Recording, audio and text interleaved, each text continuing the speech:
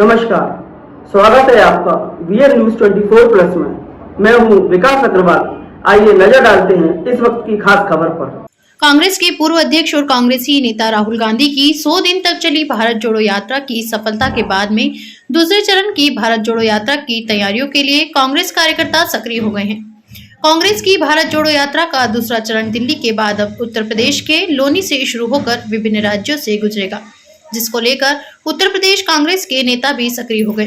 इसी कड़ी में उत्तर प्रदेश कांग्रेस अल्पसंख्यक विभाग के प्रदेश अध्यक्ष शाहनवाज आलम के द्वारा भी प्रदेश भर से अल्पसंख्यक समुदाय के लोगों की सहभागिता हो, इसके लिए जिले में अल्पसंख्यक विभाग के पदाधिकारियों के साथ में समीक्षा बैठकें की जा रही हैं और राहुल गांधी की भारत जोड़ो यात्रा की उपलब्धियों को अल्पसंख्यक समुदाय के लोगों को बताया जा रहा है।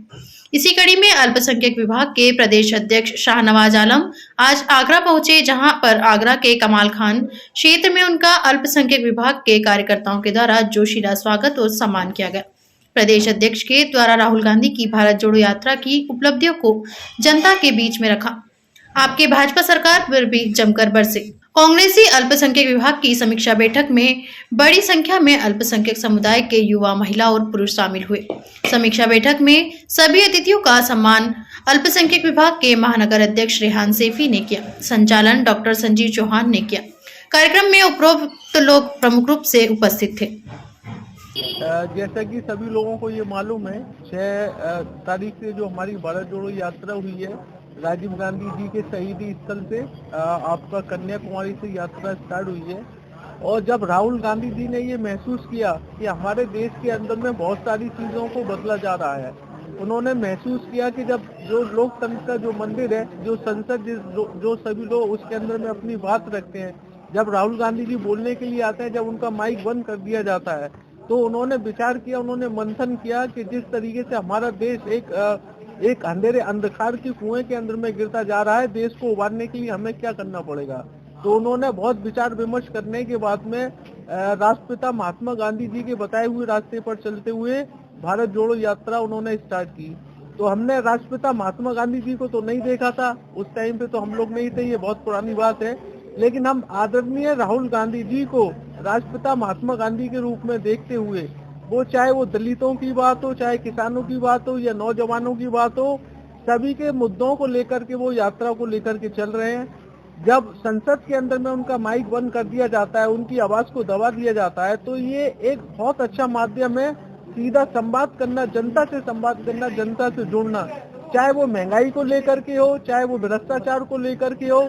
अब देखिएगा, महंगाई अपने चरम पर है, सिलेंडर कहाँ पहुंच गया, पेट्रोल डीजल के दाम कहाँ पहुंच गए, इन सारी चीजों को लेकर के आदरणीय राहुल गांधी जी चल रहे हैं। और इसका जो जन सैलाब आदरणीय राहुल गांधी जी के साथ में जन सैलाब 6 सितंबर से कन्याकुमारी से चल रही है, वो 108 दिन की पदयात्रा के बाद राहुल गांधी जी के नेतृत्व में नई दिल्ली पहुंची है। नई दिल्ली पहुंचने के बाद ठंड की वजह से, क्रिसमस की वजह से 1 हफ्ते का गैप रखा गया है और इस दरमियान चूंकि यात्रा को अब आगे उत्तर प्रदेश में 3 दिनों तक रहना है, तो उसकी तैयारी, उसकी समीक्षा के लिए मैं आगरा में आया हुआ हूँ। ये पूरी यात्रा शुरू तो हुई थी कांग्रेस पार्टी के बैनर से, अभी भी चल रही है, लेकिन ये यात्रा जैसे जैसे आगे बढ़ी है, ये यात्रा इस देश की यात्रा बनती गई है। और भारत छोड़ो आंदोलन के बाद जो अंग्रेजों भारत छोड़ो का नारा था, गांधी जी ने दिया था, उसके बाद तारीख का सबसे ज्यादा लोगों द्वारा लगाया गया नारा नफरत छोड़ो भारत जोड़ो का ये बन गया है। बच्चों ने, बुजुर्गों ने, करोड़ों लोग राहुल गांधी के साथ इस यात्रा में शामिल हुए हैं और उसी का संदेश लेकर के मैं आगरा में आया हूं। सभी लोगों से आपके माध्यम से मैं अपील करता हूं कि यात्रा 3 तारीख को जब उत्तर प्रदेश में शुरू होगी, तो उसमें आप सब लोग शामिल होइए, क्योंकि यात्रा इस देश के चरित्र को बचाने की यात्रा है। आप जानते हैं कि हमारा देश, और इस बात को लगातार राहुल गांधी कह रहे हैं कि अब तक 2800 किलोमीटर की पदयात्रा राहुल जी और उनके साथ हम लोगों ने की है, कहीं पर भी नफरत नहीं दिखी है, सब लोग प्रेम से एक दूसरे के साथ रहना चाहते हैं।